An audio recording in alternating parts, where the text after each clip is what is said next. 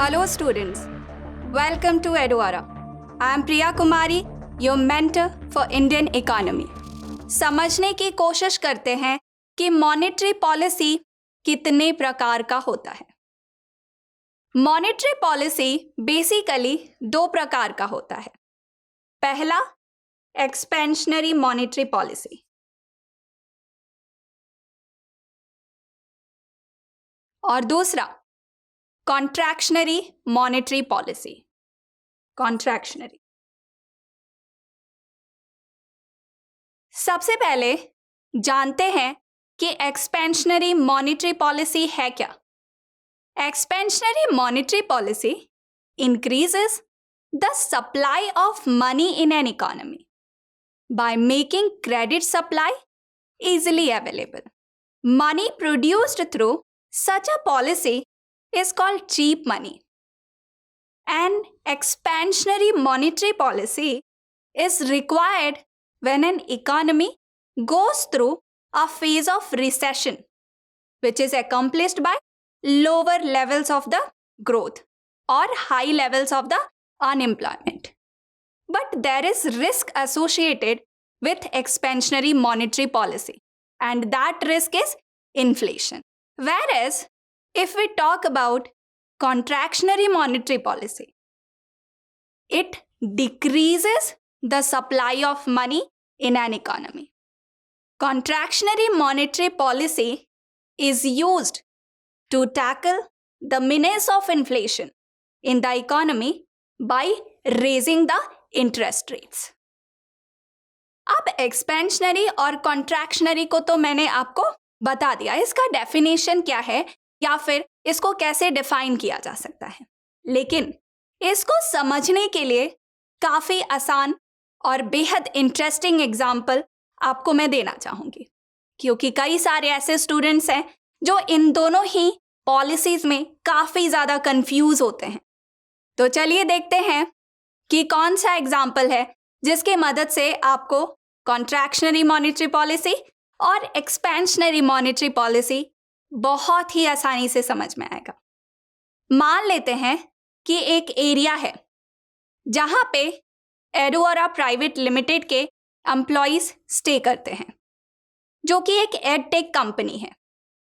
ये जो एरिया है ये एकदम साइड में है, पूरे सिटी से अलग है, जिसमें ज़्यादातर इकोनॉमिक एक्टिविटीज़ सिर्फ उस पर्टिकुलर कंपनी के बेसिस पे चलती हैं और बाकी सारे रीजन्स की जो इकोनॉमिक एक्टिविटीज़ हैं वो उस एरिया पे प्रभावित नहीं होती हैं। मान लेते हैं कि रिसेंटली इस एरिया को एक अलग तरह का चैलेंज फेस करना पड़ रहा है, क्योंकि ये जो एरिया है वो बाकी सारे एरियाज़ के कंपैरेटिवली अलग है, एकदम अपार्ट है। इसकी वजह से जो इसकी इकॉनमी है वो पूरी की पूरी सिर्फ और सिर्फ एडुआरा के एम्प्लॉइज़ पे ही निर्भर करती है। सिर्फ इस कंपनी से और एक आसपास में छोटा सा बैंक है, उस बैंक से इस कंपनी को मॉनेटरी असिस्टेंस मिल पाता है। अब यहाँ तक आपको कहानी क्लियर है। अब मैं आपको समझा रही हूँ एक्सपेंशनरी मॉनेटरी पॉलिसी। रिसेंटली मान लेते हैं कि जो बैंक है जो उस एरिया के पास में है वो क्या करती है कि जो लोन वो पे करती है एडुआरा कंपनी को, उसके ऊपर वो इंटरेस्ट रेट को कट कर देती है, मतलब इंटरेस्ट रेट को वो कम कर देती है, जिसकी वजह से एडुआरा ये अपॉर्चुनिटी ग्रैब कर लेता है और एक बहुत बड़े अमाउंट में लोन ले लेता है। ऑब्वियस सी बात है, एडटेक कंपनी है, उसको आगे बढ़ना है, और क्योंकि लोन पे इंटरेस्ट रेट कम है तो इसकी वजह से वो एक ह्यूज अमाउंट में लोन ले लेते। अब कंपनी के पास काफ़ी ज़्यादा सफिशिएंट फंड्स है और इस फंड्स की वजह से वो ये डिसाइड करती है कि हम अपने सारे के सारे एम्प्लॉयज़ को बोनस देंगे और इसके साथ साथ जो अच्छे परफॉर्मिंग एम्प्लॉयज़ हैं उनकी सैलरी को भी हम इंक्रीज कर देंगे।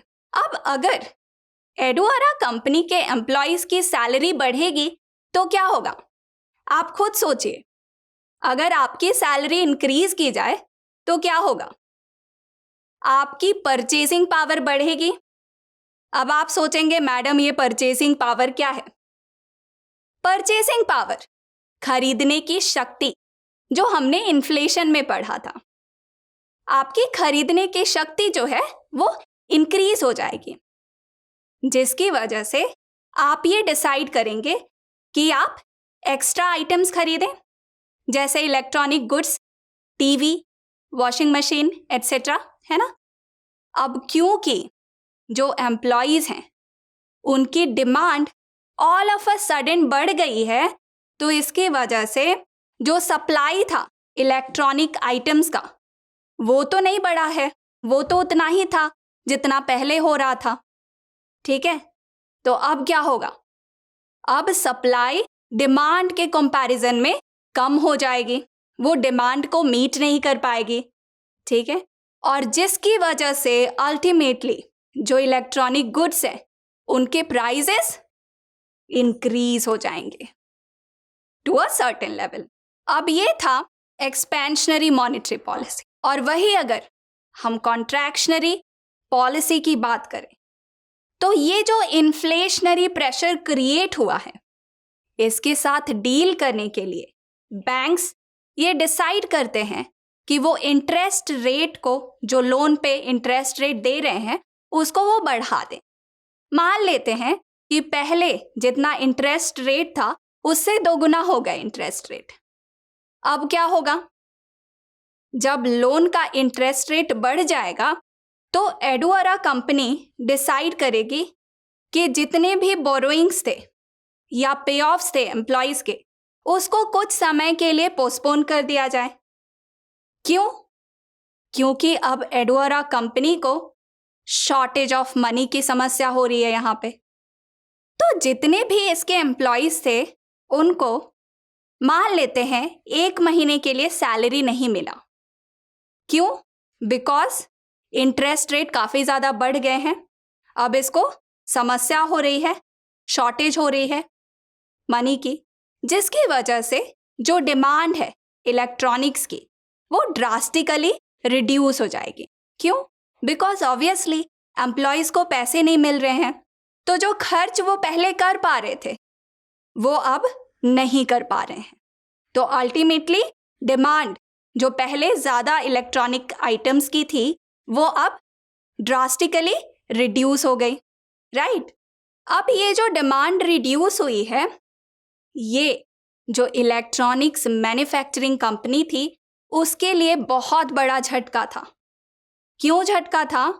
बिकॉज ये इलेक्ट्रॉनिक्स कंपनी के ऊपर एक प्रेशर क्रिएट कर रहा है, और इलेक्ट्रॉनिक्स कंपनी के पास दूसरा कोई चारा नहीं बचा है, या तो उसको अपने कॉस्ट को कम करना पड़ेगा, और अदरवाइज जितने भी वर्कर्स उस कंपनी में काम कर रहे हैं उनको जॉब से निकालना पड़ेगा, या फिर कोई दूसरा तरीका सोचना पड़ेगा, अगर कुछ दूसरा तरीका उनके माइंड में है तो, है ना।